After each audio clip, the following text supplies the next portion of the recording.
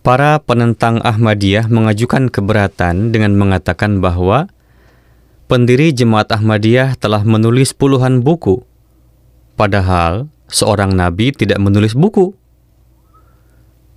Keberatan ini telah disampaikan secara langsung 3 atau 4 kali di radio Ahmadiyah, dan ketika saya melihat buku saku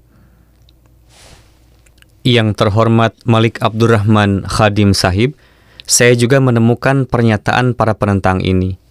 Alhasil, terhadap keberatan semacam ini, tuntutan kami selalu sama. Apakah standar kebenaran ini disebutkan dalam Al-Quran dan hadis? Atau ini adalah ciptaan Anda sendiri? Dan kegagalan para penentang untuk mengajukan referensi apapun menunjukkan bahwa keberatan ini juga dibuat-buat dan diciptakan dengan mempertimbangkan pribadi pendiri Ahmadiyah. Al-Quran juga menyebutkan keberatan para penentang Rasul dengan berfirman, وَقَالُوا مَا لِهَذَا الرَّسُولِ يَأْكُلُ الطَّعَامَ وَيَمْشِي فِي الْأَسْوَاقِ. Al-Furqan ayat ke-8. Artinya, apa yang terjadi dengan Rasul ini yang juga makan makanan dan berjalan di pasar-pasar? Dan kemudian berfirman, Unzur kaifa darabu lakal amsala fadallu fala yastati'una sabila. Al-Furqan ayat ke-10. Artinya, lihatlah bagaimana mereka membuat perumpamaan tentangmu, maka mereka telah tersesat dan tidak mampu menemukan jalan. Ketidaklogisan pertanyaan. Selain dibuat-buat, keberatan ini pada dirinya sendiri juga sangat tidak masuk akal. Keberatan ini akan masuk akal jika mereka menunjukkan buku-buku lain dari zaman para nabi terdahulu, bahwa buku-buku dari zaman dahulu itu ada, tetapi tidak ditemukan satupun buku dari seorang nabi. Ketika pada zaman dahulu bahkan mesin dan percetakan belum ada, dari mana buku-buku itu akan diterbitkan? Kedua, apakah Anda memiliki catatan sejarah lengkap tentang 124.000 nabi alaihimussalam yang dapat membuktikan bahwa tidak ada nabi yang pernah menulis buku? Jelas bahwa catatan seperti itu tidak ada pada siapapun di muka bumi. Oleh karena itu, mengatakan bahwa tidak ada nabi yang pernah menulis buku adalah klaim tanpa dasar dan kosong yang tidak dapat dibuktikan oleh siapapun dan tidak dapat digunakan sebagai bukti ketidakbenaran seseorang yang mengaku sebagai nabi. Ketiga, apakah menulis buku adalah sesuatu yang tercela? Jika menulis buku adalah hal yang tercela atau buruk, maka hal penting ini juga akan disebutkan dalam Al-Quran dan hadis. Allah Ta'ala dalam Al-Quran Suci, Surah Ali Imran ayat ke-162, Surah Al-Anfal ayat ke-68, dan Surah At-Taubah ayat ke-114 telah menyebutkan berbagai hal dengan mengatakan, Ma kana linabiyyin, bahwa hal-hal tertentu tidak diperbolehkan bagi seorang nabi. Jika menulis buku juga merupakan hal yang tidak diperbolehkan atau tidak perlu, maka hal ini juga akan disebutkan dalam Al-Quran atau hadis. Penjelasan tentang keagungan pena dalam Al-Quran Karim. Pena adalah salah satu nikmat agung dari Allah Ta'ala, nikmat yang begitu besar sehingga di satu sisi Allah Ta'ala telah menurunkan seluruh surat dengan nama Al-Qalam dan memulainya dengan Wal Qalami, yaitu bersumpah dengan pena. Kemudian dia berfirman, Iqra wa rabbukal akram, alladhi 'allama bil qalam. Al-Alaq 4-5. Bacalah, dan Tuhanmu yang maha mulia, yang mengajar dengan perantaraan pena. Allamah Al-Qurtubi dalam tafsir ayat ini menyatakan, alladhi 'allama bil qalam, yaitu tulisan dan penulisan. Artinya, Allah Ta'ala mengajari manusia menulis dengan pena. Sa'id meriwayatkan dari Qatadah yang berkata, pena adalah nikmat agung dari Allah Ta'ala. Tanpanya agama tidak akan berdiri dan kehidupan tidak akan baik. Ini menunjukkan kesempurnaan kemurahannya, bahwa dia mengajarkan kepada hamba-hambanya apa yang tidak mereka ketahui, dan memindahkan mereka dari kegelapan kebodohan kepada cahaya ilmu. Dia menekankan keutamaan ilmu menulis karena di dalamnya terdapat manfaat-manfaat besar yang tidak dapat diketahui kecuali olehnya. Ilmu-ilmu tidak dapat dibukukan, hikmah-hikmah tidak dapat dicatat, berita-berita dan perkataan orang-orang terdahulu tidak dapat direkam, dan kitab-kitab Allah yang diturunkan tidak dapat dilestarikan kecuali dengan tulisan.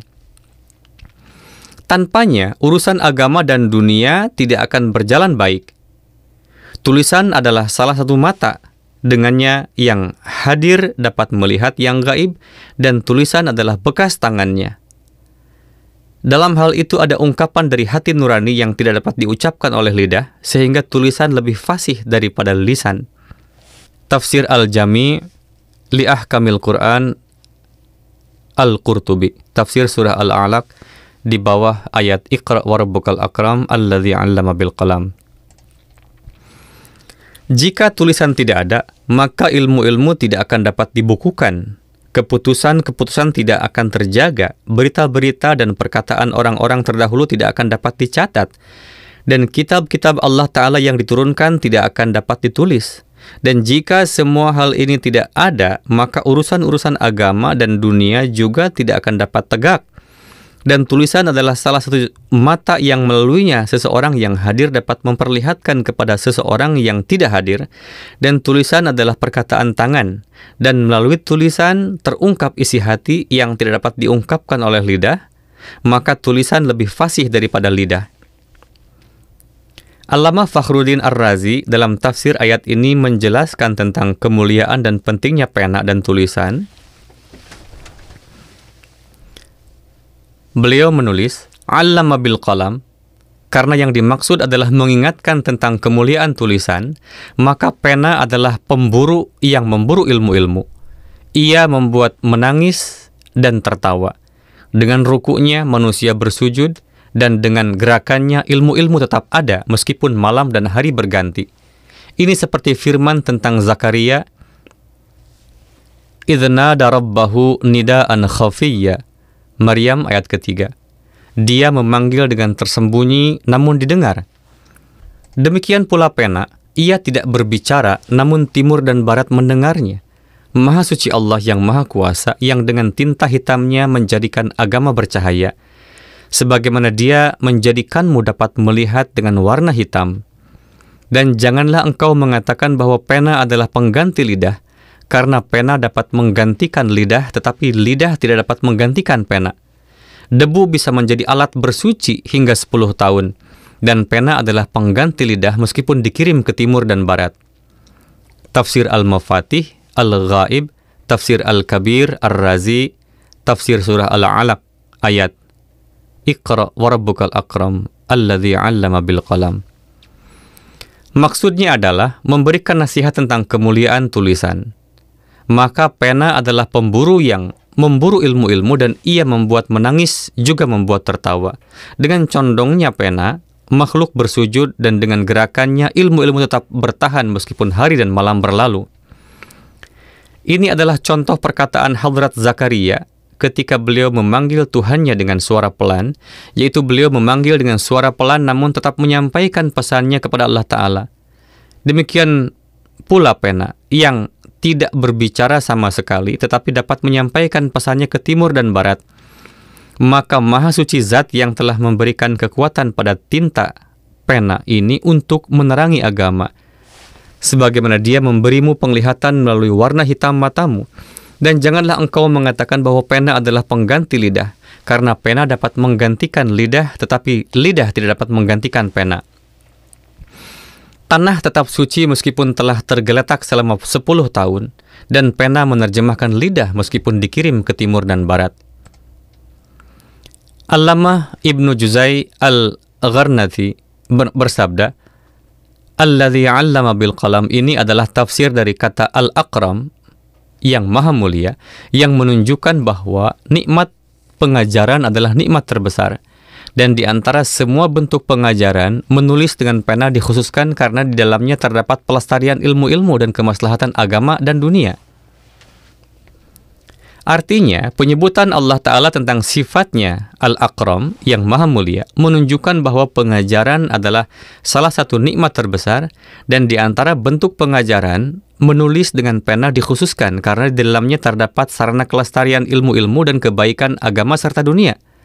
Allamah Ibnu Katsir dalam tafsir ayat Alladzi 'allama bil qalam menyatakan, yang artinya dalam asar atau riwayat dinyatakan bahwa ilmu hendaklah dijaga melalui tulisan. Dalam riwayat disebutkan, artinya, Hadrat Abdullah bin Umar bertanya kepada Rasulullah SAW, "Wahai Rasulullah, apakah saya boleh menuliskan hadis-hadis yang saya dengar dari Anda?" Rasulullah menjawab, "Ya, tentu, tuliskanlah. Karena sesungguhnya Allah Ta'ala juga mengajar dengan perantaraan pena." Jadi ketika Allah Ta'ala sendiri tidak menganggap adanya cacat dalam mengajar dan memberikan pendidikan melalui pena, mengapa dianggap buruk jika para nabi mengajar melalui kitab dan pena? Allamah Ahmad Abu Ishaq As-Sa'labi menulis dalam tafsirnya, yang artinya, dikatakan bahwa pena adalah kendaraan bagi orang-orang cerdas dan utusan bagi orang-orang mulia. Sungguh mengherankan bahwa para penentang Nabi menekankan penggunaan pedang oleh Nabi, tetapi mereka menjadikan penggunaan pena yang lebih utama daripada pedang sebagai sasaran kritik terhadap Nabi. Penggunaan pena pertama kali dilakukan oleh Nabi. Perlu diingat juga bahwa penggunaan pena pertama kali di dunia ini dilakukan oleh seorang Nabi. Dalam tafsir ayat 57 surah Maryam, "Wazkur fil kitab Idris innahu kana siddiqan nabiyya." Allamah Al-Biqai menyebutkan hadis Rasulullah SAW ini, orang pertama yang menulis dengan pena adalah Nabi Idris alaihissalam. Artinya, manusia pertama yang melakukan penulisan dengan pena adalah Nabi Idris alaihissalam. Dalam tafsir ayat yang sama, beliau menulis lebih lanjut, yang artinya, Nabi Idris alaihissalam adalah orang pertama yang berkomunikasi melalui tulisan. Di beberapa tempat juga terdapat riwayat tentang Nabi Adam alaihissalam. Bagaimanapun juga, keduanya adalah Nabi. Mengenai Nabi Yusuf alaihissalam disebutkan bahwa beliau adalah orang pertama yang menulis di atas lembaran kertas. Allamah Qurtubi menulis dalam tafsir surah Yusuf ayat, "Jadikanlah aku bendaharawan negeri Mesir, sesungguhnya aku adalah orang yang pandai menjaga, lagi berpengetahuan." Di antara para nabi, hanya Nabi Muhammad SAW yang disebutkan sebagai ummi, yaitu beliau tidak bisa membaca dan menulis, sedangkan semua nabi lainnya bisa membaca dan menulis. Allamah Al-Baydawi dalam tafsir ayat "Kadzalika linutsabbita bihi fuadak" menulis, yang artinya, keadaan Hadrat Rasulullah SAW berbeda dengan Nabi Musa alaihissalam, Nabi Daud alaihissalam, dan Nabi Isa alaihissalam karena beliau SAW ummi, tidak bisa membaca dan menulis. Sedangkan para nabi tersebut bisa menulis. Meskipun Nabi Muhammad SAW tidak bisa menulis, beliau tetap mengirimkan pesan kenabian dalam bentuk surat kepada para pemuka agama lain melalui para penulis. Allamah Abu Hayyan dalam tafsir tentang surat Nabi Sulaiman alaihissalam kepada Ratu Saba menulis, yang artinya, dalam tafsir surat An-Naml, "Pergilah dengan membawa suratku ini, lalu jatuhkanlah kepada mereka." Yaitu, penulisan surat oleh Nabi Sulaiman alaihissalam merupakan dalil bagi imam zaman untuk mengirimkan surat-surat kepada orang-orang musyrik di mana dia menyampaikan tabligh kepada mereka dan mengajak mereka kepada Islam. Demikian pula Nabi Muhammad SAW juga menulis surat-surat kepada Kaisar, Kisra, dan raja-raja lainnya. Perintah tabligh bagi para nabi. Sebagaimana telah dijelaskan di atas bahwa buku adalah sarana terbaik untuk menyampaikan pesan kepada dunia, Allah Ta'ala dalam Al-Quran telah memberikan petunjuk kepada para rasulnya untuk menyampaikan pesan ilahi kepada manusia, sebagaimana dia berfirman, "Maka tidak ada kewajiban atas para rasul selain menyampaikan amanat Allah dengan terang." An-Nahl ayat ke-36. Apalagi tanggung jawab para rasul selain menyampaikan pesan Allah? Dalam Al-Quran terdapat ayat-ayat lain dengan tema yang sama, dan Allah Ta'ala tidak pernah memberi batasan bahwa dalam tabligh boleh menggunakan berbagai sarana, tetapi jangan pernah melakukan tabligh dan menulis buku. Jadi tanggung jawab para Rasul adalah menyampaikan pesan dengan jelas, baik melalui pidato maupun tulisan. Abul Hasan Ali Nadwi dalam bukunya Metode Mukjizat Dakwah dalam Tabligh menyatakan, metode dakwah dan tabligh ditentukan sesuai dengan lingkungan, keadaan sekitar, temperamen audiens, dan kepentingan agama. Karena dakwah harus menghadapi situasi dan situasi selalu berubah. Oleh karena itu, tidak bisa dikatakan bahwa seorang mubaligh harus melakukan ini dan tidak boleh melakukan itu, atau harus mengajarkan ini dan tidak boleh mengajarkan itu. Karena dia harus menghadapi setiap perubahan masyarakat dan situasi yang berubah. Kata ud'u, yakni serulah, juga mengandung makna yang sangat luas. Tidak ada batasan bahwa harus menyeru melalui ceramah, tidak juga bahwa harus berdakwah melalui tulisan, dan tidak juga harus menggunakan metode nasihat dan pengajaran saja. Kata ud'u ini mencakup semua makna tersebut, dan sesuai dengan situasi, kewajiban seorang pendakwah terkadang bisa dipenuhi melalui nasihat, terkadang melalui ceramah, dan terkadang melalui tulisan dan sarana komunikasi lainnya.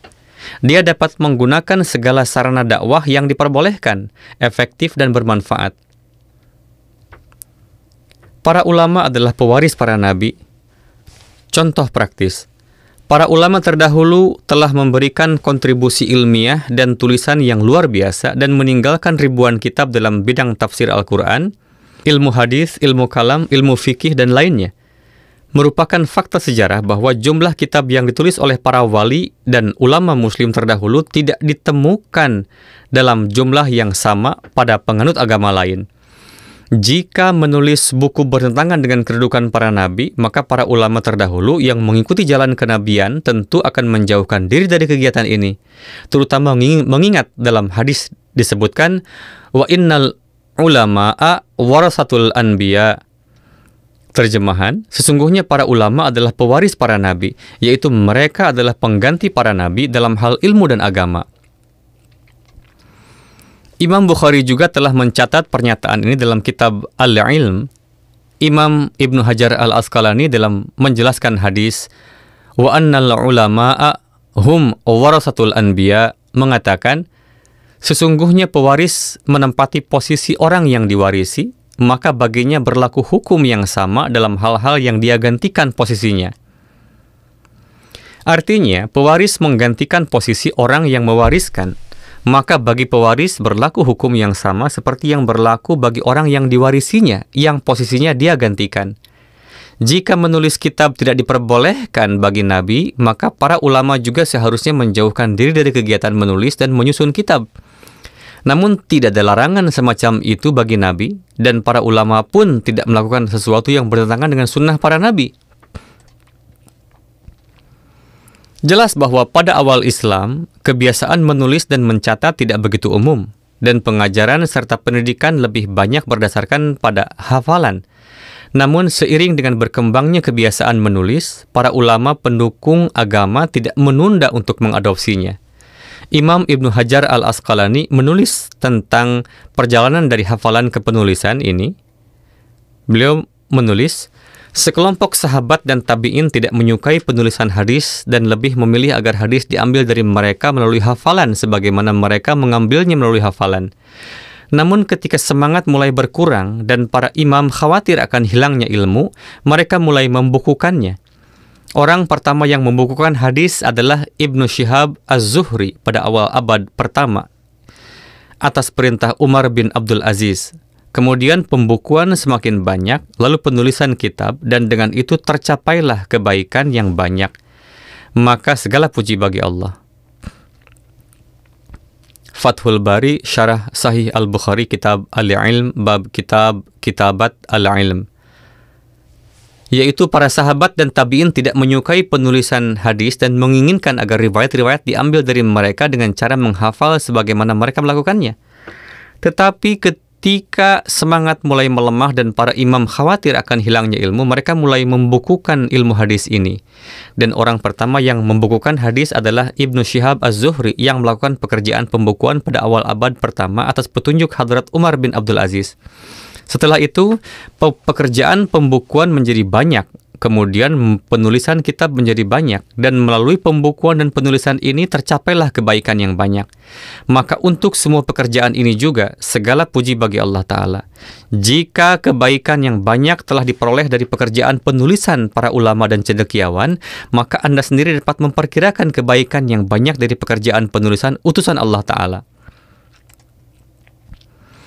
Menulis buku oleh Imam Mahdi adalah nubuatan Nabi Muhammad SAW sendiri. Syekh Ali Hamzah bin Ali Malik At-Tusi dalam buku Jawahir Al-Asrar yang ditulis pada tahun 840 Hijriyah mencatat riwayat berikut. Qala an-nabiyyu sallallahu alaihi wasallam yakhrujul mahdiyyu min qaryatin yuqalu lahu Qad'ah wa yusaddiquhu Allah Ta'ala wa yajma'u Allah Ta'ala ashabahu min aqsal biladi ala iddati ahli badrin bisalasi mi'atin wa salasata asyar rajulan wa ma'ahu sahifatun makhtumah ay matbu'ah fiha adadu asabihi bi asma'ihim wa biladihim wa khilalihim.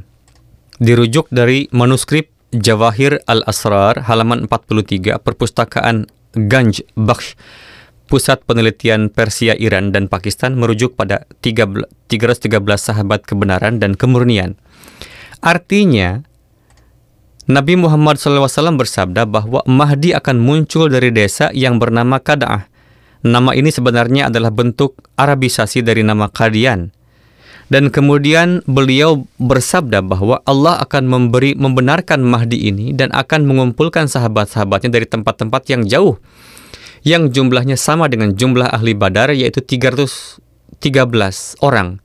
Dan Mahdi akan memiliki sebuah kitab yang tercetak, yang di dalamnya tercatat nama-nama para sahabatnya beserta tempat tinggal dan karakteristik mereka. Perintah ilahi kepada Hadrat Aqdas untuk menerbitkan buku dan dampak luar biasanya. Ini adalah era penerbitan dan penyebaran. Bangsa-bangsa Kristen selain memperoleh manfaat dari kemajuan peradaban mereka, juga telah berkontribusi penuh dalam penyebaran kekristenan melalui penulisan dan penerbitan. Bahkan sebagian besar dari penulisan dan penerbitan tersebut dikhususkan untuk menentang agama Islam, dan mereka memanfaatkan keyakinan tentang Yesus yang masih hidup dan lainnya yang dianut oleh umat Islam sendiri untuk mempropagandakan superioritas Yesus atas Nabi Muhammad SAW dan kekristenan atas Islam. Diamnya umat Islam dalam menanggapi literatur anti-Islam dari kekristenan telah menyebabkan banyak keluarga Muslim beralih ke pangkuan kekristenan. Kisah literatur Arya adalah cerita tersendiri. Pada saat seperti inilah Allah Ta'ala mengutus Hadrat Mirza Ghulam Ahmad Qadiani alaihissalam sebagai Masih Maud dan Imam Mahdi, yang tentangnya Rasulullah SAW telah menubuatkan fayaksirus salib, yakni dia akan menghancurkan salib, yang ditafsirkan oleh Imam Ibnu Hajar Al-Asqalani. Artinya, dia akan membatalkan agama Kristen. Maksudnya, dia akan membuktikan bahwa agama Nasrani itu palsu. Jelas bahwa membuktikan kepalsuan agama Kristen hanya dapat dilakukan dengan argumen dan bukti. Dan untuk ini dibutuhkan jawaban terhadap literatur anti-Islam dari kekristenan, serta literatur yang mendukung status tinggi Rasulullah SAW dan agama Islam. Oleh karena itu, Hadrat Masih Maud alaihissalam menjawab serangan kekristenan dengan cara yang sama. Menyediakan bagi seluruh umat Islam di dunia, dari rumah mereka sendiri, sarana untuk mempertahankan kehormatan Rasulullah dan membuktikan keunggulan agama Muhammad SAW. Sebenarnya, pada zaman itu, penerbitan buku adalah sarana terbaik untuk menyebarkan agama. Oleh karena itu, Allah Ta'ala memerintahkan Hadrat Masih Maud alaihissalam melalui wahyu untuk menggunakan sarana dakwah ini. Wahyu beliau adalah La ilaha illallah faktub wal yutba' wal yursal fil ard. Barahin Ahmadiyah Ruhani Khazain jilid 1 halaman 267, catatan kaki dalam catatan kaki. Terjemahan, tidak ada Tuhan selain Allah, maka tulislah dan hendaklah dicetak dan hendaklah disebarkan ke seluruh bumi. Dengan perintah ini Allah Ta'ala mengajarkan kepada beliau alaihissalam berbagai fakta dan pengetahuan tentang keunggulan Islam, disertai dengan senjata agung berupa kematian Isa Nasri alaihissalam. Maka dengan mematuhi perintah ilahi ini, disertai doa dan kerja keras tanpa kenal lelah, beliau alaihissalam membunyikan genderang kebenaran Nabi Muhammad Mustafa SAW ke seluruh dunia dari desa Kadian yang memiliki sumber daya terbatas, bahkan hampir tidak ada. Hal ini di satu sisi menciptakan kegembiraan di dunia Islam dan di sisi lain menimbulkan kegemparan di kalangan Kristen. Seorang profesor Kristen dari Forman College Lahore, Sirajuddin B.A., menulis dalam artikelnya berjudul Mirza Ghulam Ahmad, yang artinya, semua tulisan beliau, yakni Hadrat Masih Maud alaihissalam, bergema dengan satu nada bahwa Isa Nasri telah wafat seperti manusia lainnya dan tidak lagi hidup di langit. Bahkan mereka telah bertekad bahwa dengan segala cara mereka akan membuktikan Yesus Kristus lebih rendah daripada Hadrat Muhammad SAW. Walter Richard Samuel Miller yang telah melakukan pekerjaan misionaris di Nigeria selama lebih dari 35 tahun dengan jelas mengakui dalam salah satu bukunya bahwa literatur Ahmadiyah adalah senjata yang lebih besar daripada apa yang disebutkan mullah sebagai jihad dan pasukan negara manapun. Sebagaimana ia menulis, gema dari jasa-jasa ilmiah Hadrat Masih Maud alaihissalam ini masih terdengar bahkan setelah 100 tahun berlalu.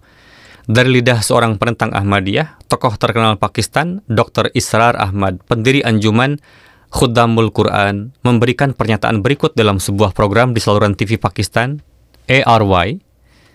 Dia mengatakan, sebenarnya ada masa tertentu ketika orang-orang Kristen menentang Islam. Dia, yang dimaksud adalah Hadrat Masih Maud alaihissalam, berdebat dengan para misionaris Kristen, dan Ghulam Ahmad memberikan kekalahan kepada mereka. Dan ada gerakan yang sangat kuat dan keras yang muncul, yakni Arya Samaj. Dia juga berdebat dengan orang-orang Arya Samaj dan memberikan kekalahan kepada mereka. Karena hal-hal ini, dia menjadi buah mata para ulama. Maksudnya adalah Hadrat Masih Maud alaihissalam. Kesimpulannya adalah bahwa seorang nabi mendapat perintah baligh, sampaikan. Maka dalam mematuhi perintah ilahi ini, sejauh mungkin dia menyampaikan pesan Allah Ta'ala kepada dunia dengan menggunakan karunia dan kemampuan yang diberikan Allah Ta'ala. Pada masa-masa sebelumnya, sarana percetakan dan publikasi yang kita miliki saat ini tidak tersedia. Jadi, menyimpulkan dari ketiadaan hal-hal ini di masa lalu bahwa pekerjaan ini dilarang sama sekali, tidaklah benar. Hadrat Masih Maud alaihissalam ketika menyebutkan karunia-karunia Allah Ta'ala, beliau menulis, yang artinya, inilah kasih-Nya yang maha penyayang, bahwa menjadi mungkin bagi kita untuk menyetak begitu banyak buku tentang agama kita dalam beberapa hari yang bahkan para pendahulu kita tidak memiliki kemampuan untuk menulisnya dalam waktu bertahun-tahun. Hari ini kita dapat mengetahui berita dari daerah-daerah jauh di bumi dalam beberapa jam yang dulu orang-orang dapatkan dengan menempatkan diri mereka dalam kesulitan dan setelah bertahun-tahun kerja keras. Dia telah membuka pintu-pintu ketuhanan, kasih sayang, dan belas kasih-Nya untuk setiap kebaikan, dan jalan-jalannya begitu banyak sehingga di luar kemampuan manusia untuk menghitungnya. Dan kemudahan-kemudahan ini tidak tersedia bagi para pendakwah dan penyebar agama terdahulu. Para pendahulu tidak melihat nikmat-nikmat seperti yang kita lihat. Ada nikmat di setiap langkah, dan nikmat-nikmat ini tidak terhitung jumlahnya. I'jazul Masih, Ruhani Khazain, jilid 18, halaman 161 hingga 163.